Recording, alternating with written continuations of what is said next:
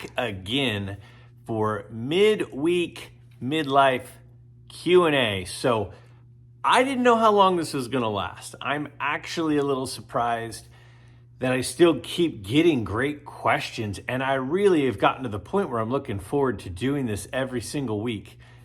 If you have a question, please submit it, because once I stop getting questions, I will stop doing this. So please keep submitting your questions. I love to hear what you're interested in, and I really look forward to giving you my opinion. Now remember, this is just my opinion. Doesn't mean it's right, doesn't mean it's wrong, but it is my opinion for whatever the question is that's presented. If you agree or disagree, please, as always, leave a comment below. Tell me what you think about it. But please keep submitting those questions. So let's take a look at question number 1 right now. What are your thoughts on authentic cards for value? There's a lot of reasonably priced cards that I would like to purchase for my PC. However, if I wanted to upgrade to higher grades, authentic cards may not hold their value. This is a really good question. When I saw this one, I was excited because I actually have fairly strong opinions on this question. So for me, authentic cards are kind of tainted for me. Now, they're not for everyone, and that's cool. And I'm okay with that. It's still the card. But whenever I see a card that's authentic because it was trimmed or messed with, it feels to me like somewhere in the story of that card, somebody was trying to deceive somebody else. And by trying to deceive somebody else, I don't want any part of that. For me, we should be looking out for each other as collectors, as fellow card enthusiasts. So when a card is trimmed, which is usually the case when it gets an authentic, is that it has been altered in some way. It feels like somebody else was doing something to take advantage of somebody. That just doesn't sit right with me. So I've always avoided cards that were authentic or altered. Now, not every card that gets authentic has been altered with deception. And it would be nice if when there's an authentic, we have a better understanding as to what it is that was altered or what it is that makes it authentic. If it's a card that's authentic because, a chunk of it is missing, or, I don't know, I would be open to collecting authentic cards. But if it was altered with the intent of deceiving, then I don't want to be associated with that card, and I have no interest in being a part of that card. I also don't mind a card that is severely weathered. I don't mind a card that has rounded corners, that has creases. That doesn't really bother me that much. So I personally would rather have a card that is severely weathered, has surface damage, has creases, has paper loss, than a card that looks really good, but it was altered with the intent to deceive a potential future buyer. So that's my 2 cents. I know there's a lot of people that are all about authentic cards because you still have the card, but it's for pennies on the dollar. So part of the question, I think, is about the value of authentic cards. I think it just depends on what other people think and how that affects the demand. If more people are like me and they don't want to be a part of that, then the demand will be low and the value will always be low. But I could see as prices continue to climb for some cards, if that's the only affordable way to own the card, then there might be more demand just because people want to have it. So I don't really know what will happen with prices, but I know for me, it's something that I tend to stay away from. And I totally respect people who are into those, who collect those, who look at those as a value play, and that's totally fine, but it's just not my thing. From an economic standpoint, do you think 10, 20, 30 years from now, having more copies of a lesser condition raw card could be more than having fewer copies of a better condition graded card? I think this really just goes back to the age-old question of quality versus quantity. In 10, 20, 30 years, will a high grade like a 9 or a 10 always be worth a lot more than a bunch of lower grades?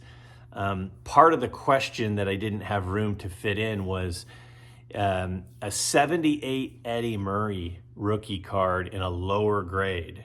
You could buy 10 of them for one high grade, like a 9. So what would somebody rather have? A high grade one in a 9 holder, or 10 raw ones that were, a lower grade card? What do I think the value will be long term?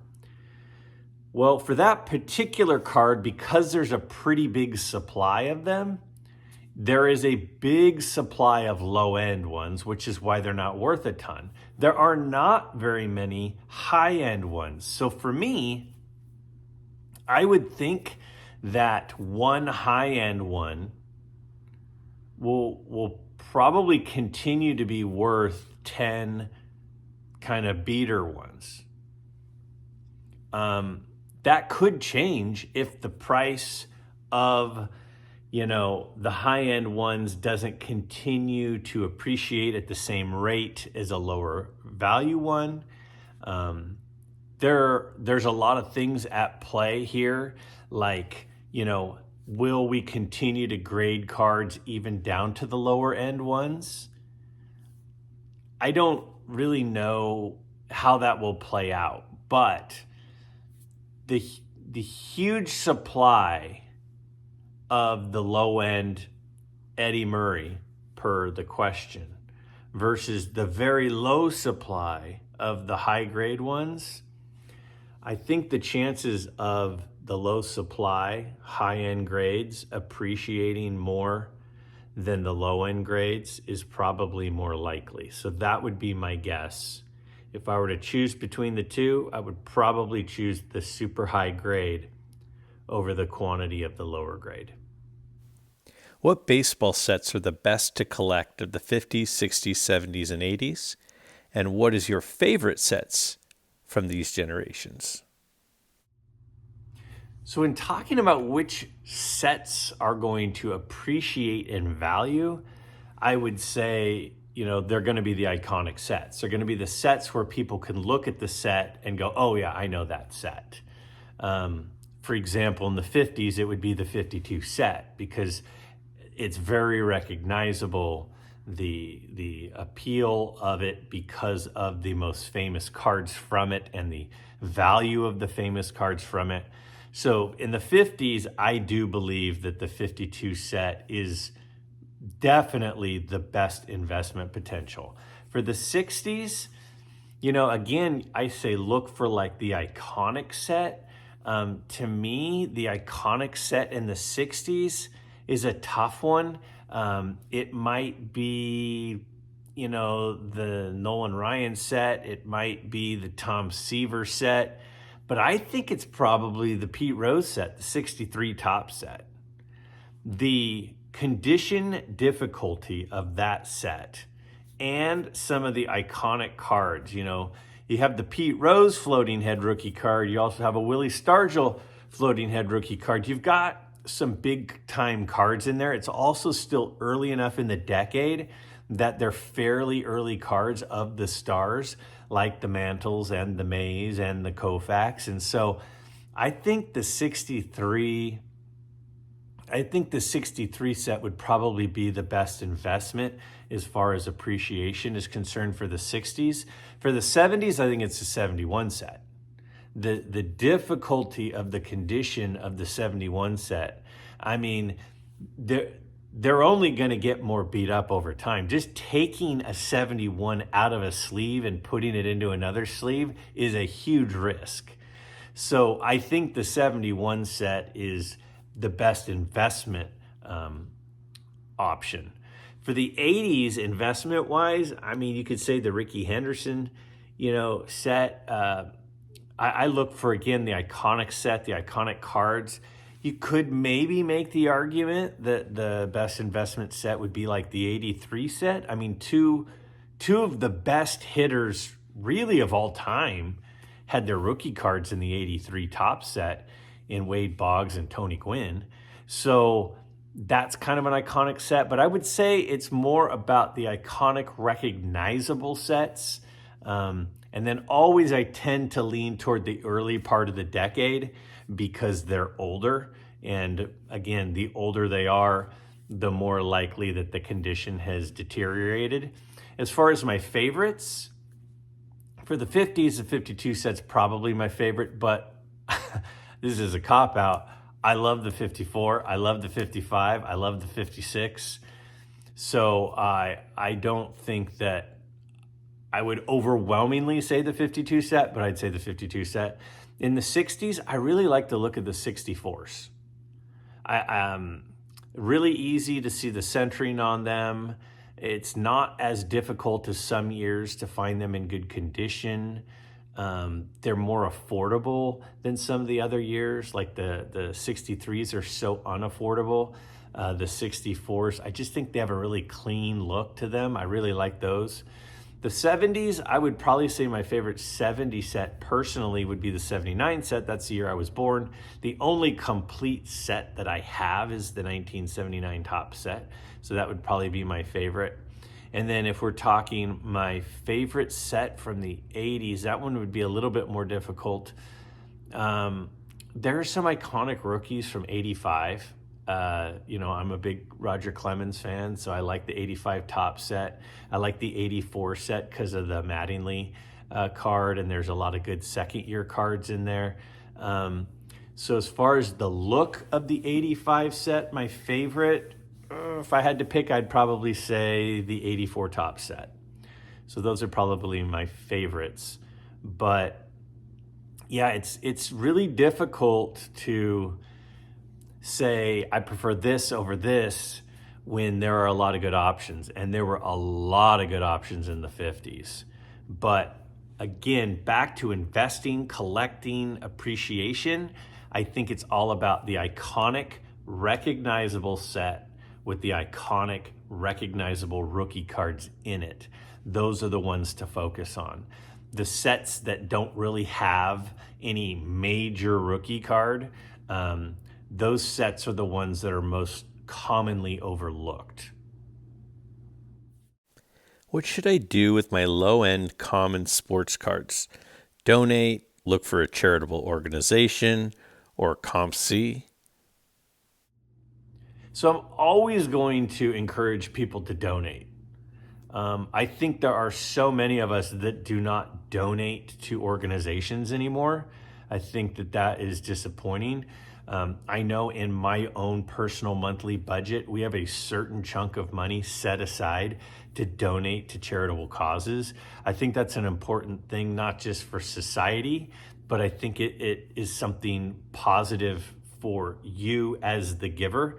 I mean, it's fun to give Christmas presents, for example. It's fun to give birthday presents. And it is equally fun to give to those in need. So I'm always going to probably say, for what should you do with things that you don't want? Well, if you can find somebody that would want them and benefit from them, that's going to be the first recommendation from me. Now, I would encourage you to consider schools, because there are a lot of things with cards that kids can learn from. They can learn supply and demand economics. They can learn how to care for things. They could look at the statistics on the backs of the cards, and they can learn math skills from them. And it's tough for a lot of boys especially to sit still and be interested in stuff at school. So if a teacher, for example, was teaching division and could use batting averages from the backs of baseball cards in part of their lesson, I think that would be a great use of somebody's cards that they're not interested in, or as incentives, packing them 20 cards into, a team bag or something that a teacher could give out as an incentive to students. I think that's a great option. If I was really planning on selling stuff, I would probably say you'd go through Greg Morris cards because they get a ridiculous amount of value for raw cards.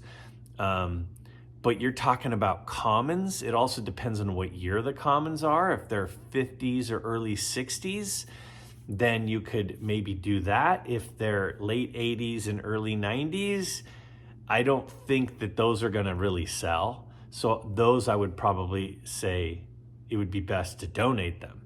So it kind of depends on what we're talking about when we say our extra common cards.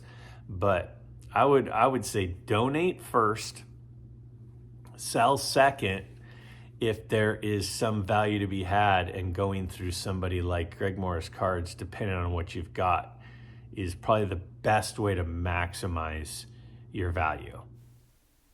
What is your favorite non-Hall of Fame team, excluding banned players? So this is a really fun question somebody asked a couple weeks ago, is what is my all-time favorite team? And not who's the best player, but who are my favorite players at each position. And it included 4 starting pitchers and a relief pitcher. And I came up with my favorite team. And then this question came up, I think, kind of as a follow-up, is what's my all-time favorite team of players not in the Hall of Fame? Now that becomes more difficult because now we put the Hall of Fame thing on it. So now we're talking about those kind of overlooked type players. The other piece of this is I don't want to just repeat people that I said before. For example, I said my favorite first baseman of all time was Don Mattingly. And I think Don Mattingly should be in the Hall of Fame and isn't. So he'd be a perfect fit. But I'm not going to just go through and give you a bunch of players that I listed on my all-time favorite team. So I'm going to take you through right now my all-time favorite players at each position, not in the Hall of Fame, but also were not on my previous list. All right, so let's go ahead and take a look at that right here. All right, so let's zip through this. Starting pitchers not in the Hall of Fame at the top of my all-time list. First, Ron Guidry. I'm going to have a lot of Yankees as a Yankee fan. That guy was an absolute stud. Johan Santana. Man, I really enjoyed watching him play. He had a changeup that literally made people look dumb at times.